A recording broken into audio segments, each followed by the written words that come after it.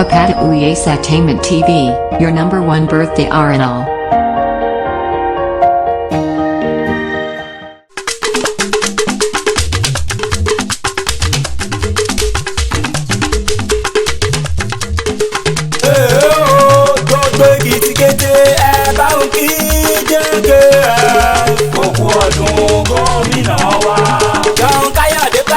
Happy birthday.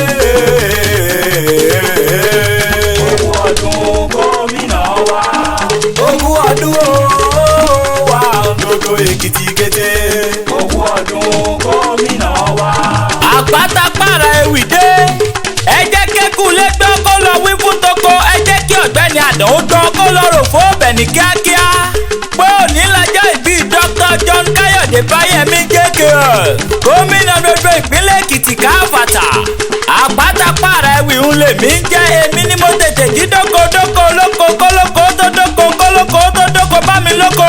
Olóko dóko bá mi lóko mo fojú kolóko lóko. Mo kólóko ní pápá mọ́ra mo dé olóko mọ́gé oko olóko. Kí n lè ráyè kókò kó àti gbogbo tí mo fẹ́ kó alàgbàlúgbàgbà mi ewì mo kó dé ó yá lé gómìnà ká lọ máa bù wáyà.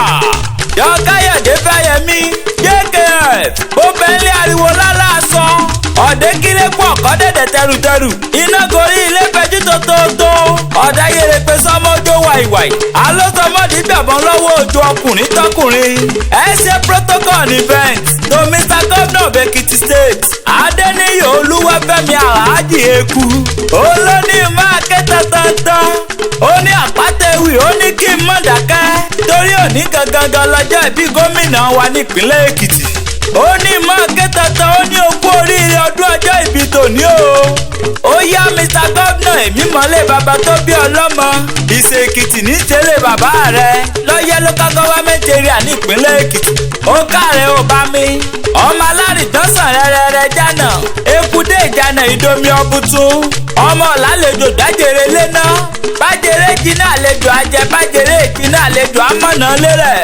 ọmọ yìí ọmọ yìí ilẹ̀ ọmọ elépa ọmọ awo ìsànmọ̀gí ọmọ asọ́tẹ̀ mọ́rù ọlọ́rọ̀ àgógó ọmọ amúdàlẹ̀ mógún ẹnu pani àkúkú bẹ́ẹ̀ni lórí mọ̀ ìyájógún ẹnu lọ ọmọ wa ọmọ ẹkùn ọmọ olódì àtìlẹ́mọ̀ okú ọdún okú yèdó àṣèyí ṣàmọ́dún àṣàmọ́dún ṣẹ̀mí.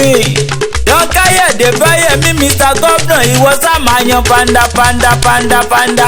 Mo ní o máa yan panda nínú alátẹ́lẹ́dùmarè ọba mi fi ọ́ sí olúwa ọlọ́run ọba mi ti gbé ọ̀gá kò sí fòyà. Èèyàn tó bá ní kó o mọ́ sàmọ́dún ọrùn ó mọ̀ wọ́rú wọn níbẹ̀ ẹni tó ru sìmẹ́ǹtì mẹ́fà pọ̀. Ẹni tó bá wá ní kó o mọ̀ pẹ̀ láyé ẹ̀yà kàlà ni ó mọ̀ sìnkú wọn iwájú lọ́wọ́ àjàǹgbé iwájú ló mọ̀ lọ. Ikú ní jẹ́ tẹni dáǹtì iwájú Mr. Governor iwájú ló mọ̀ lọ láṣẹ ọlọ́run ọba mi òkè. I wish you long life and prosperity and may you never be relegated into a state of melancholy or kaka fiasco lágbára ọlọ́run ọba mi.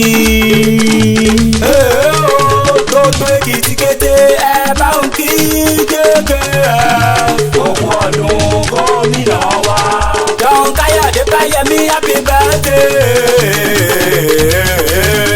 Ogún ọdún gómìnà wa. Ogún ọdún wa òdodo Èkìtì kété.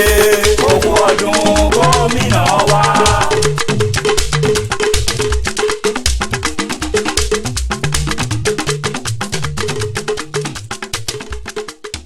Thank you for watching our video and follow us on Instagram, Twitter and Facebook at Apata Ewi. Please don't forget to subscribe to our YouTube channel for more videos.